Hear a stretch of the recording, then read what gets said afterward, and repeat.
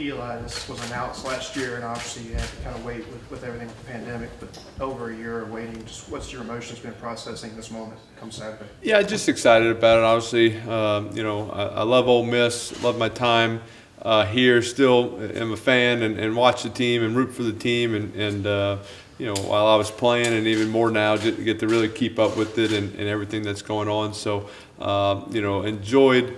Grew up an Ole Miss fan, coming to games, coming to the Grove, and watching them on TV, and to get to play. Be here for 5 years and to play and have my jersey retired up there next to my dad, and Chucky Mullins is going to be special tomorrow or Saturday. Eli, do you have a favorite memory as a player here? A lot of great memories. I think, home games, beating Alabama my sophomore year was pretty special. I hadn't beaten them in 12 years, and kind of have a 2-minute drive heading towards Sanford down the right sideline, hitting Joe Gunn on a swing route to the left to beat them in the rain was awesome. My junior year beating Florida here when they were, a top 5 team in the country. In my senior year, just being with a lot of guys. We came in, a lot of us redshirted, and to kind of be there with 5 years with a lot of those guys, and to have the senior year that we did, and then go to the Cotton Bowl and finish off with a win there was pretty special as well. Kind of talk with Peyton, how do I enjoy life after football? And he kind of give you some pointers of how to kind of enjoy that first season, not out there. I think figured it out. It was a little bit different. I retired in February, and then and basically in March a pandemic hit, and so I was quickly teaching three girls school every day, and throwing a 1-year-old running around wasn't the easiest thing. We actually spent a lot of that time here in Oxford. We came back here for most of April, May, and June, and which was nice. Just that we haven't gotten to get here as much as we'd want to with kids and everything. So spent time, and it was enjoyed being with the family, going on bike rides, cruising through campus. I still knew how to get into the stadium, got my secret sauce to get into the stadium, and did some bike rides through the stadium, threw some routes on the field to the kids, and so and tried to find a way to enjoy that time. So it's been fun. It's been fun kind of teaming up with Peyton again and doing the Monday Night Football deal, and so we're having fun doing that. Speaking of the Monday Night Football, when you talked with Saban on the broadcast, he remembered almost play for play the LSU game when you guys played. How cool is that to kind of talk through that game with him? Yeah, it was a lot of fun. I got to sit down with Coach Saban this summer for a little bit. Went to Tuscaloosa and sat down with them and talked a little bit about that game, my sophomore year in Baton Rouge, and then he didn't like talking about that one that much. He kind of liked talking about the one my senior year, where they came here and beat us, and so close to winning that game and going to the SEC championship. And so it was a great season, but it was great. Coach Saban has so much respect for him and what he's been able to do, and we had fun having him on the show, and for me getting to hang out with him for a little bit. How sincerely did you and Peyton actually try to broadcast last Saturday's game? Was that just social media joking, or was that something you wanted to do? It kind of got. It started off as a social media thing back in the day, or a few weeks back, and Kiffin kind of bringing it up and Coach, but. It got brought to us. I think Peyton was out of town.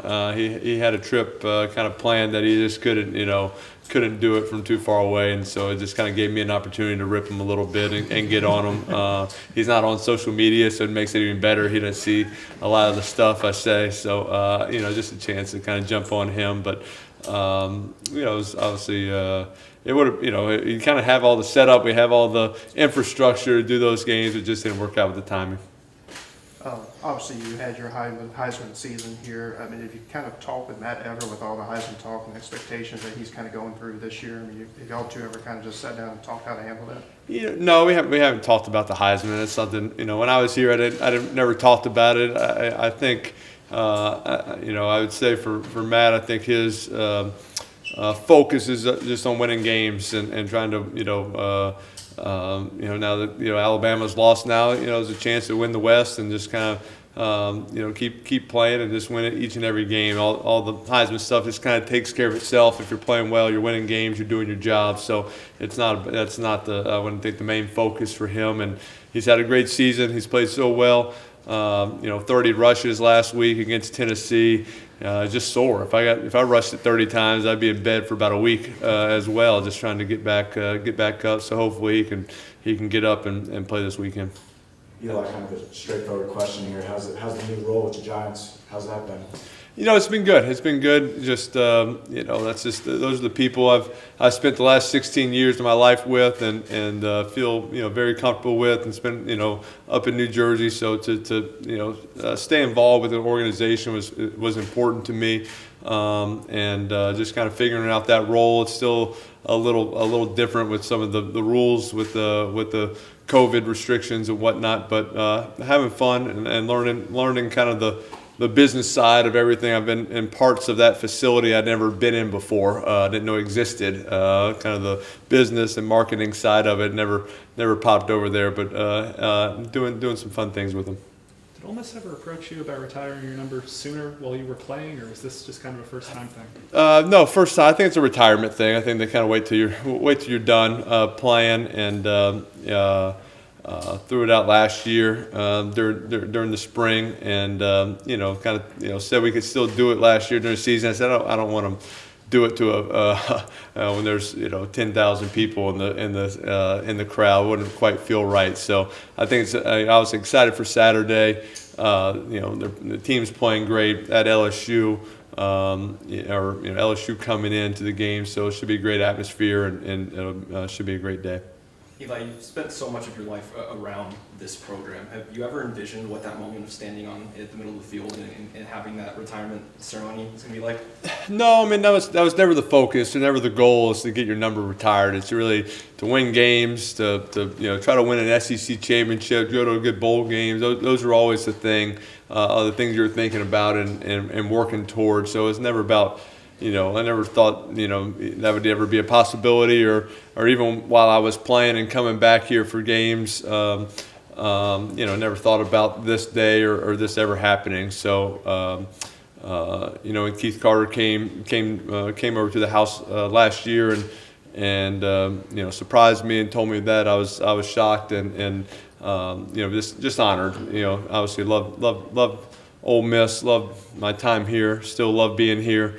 And to have kind of my number up there next to my dad will be pretty awesome. You just mentioned that. I mean, what does it mean to you and your family? I mean, for this opportunity for you. Yeah, I mean, I think it's just I hope my parents are proud of me, and I think they'll enjoy that day. I know the way they feel about Ole Miss. I think My senior year, I thought my mom was going to enroll back in school. She was here so often, and and she, they love coming back here. And even these last 17 years that I've been away, they still come back and have their place here and love Oxford, love Ole Miss, love rooting for the team and everything around the whole university. So it is a special place for our family. Have so many memories. Not just while I was playing, but obviously for my parents who went here, for my wife and I who went here, our kids that have grown up going to games around here. So, just so many great memories and great times, and this will be a special. There's a third generation coming on a recruiting visit this weekend too. How surreal is it for you for all this happening, and also Arch kind of being here potentially following? I'm excited for Arch and everything he's going through. I have not seen him play in person, just with everything going on. So I've been able to stream some games and talk to him and keep up with him. So I'm excited for him to just go through. I told him enjoy being a junior in high school. This is a great time of your life. Go play, playing football with your best friends and guys that you've grown up with, and you've played little league baseball with, and you've played football at recess with your whole life. So enjoy this time. Go out there, try to win a state championship, and kind of keep the focus on that, and you'll figure out the right spot to go to college and everything after that.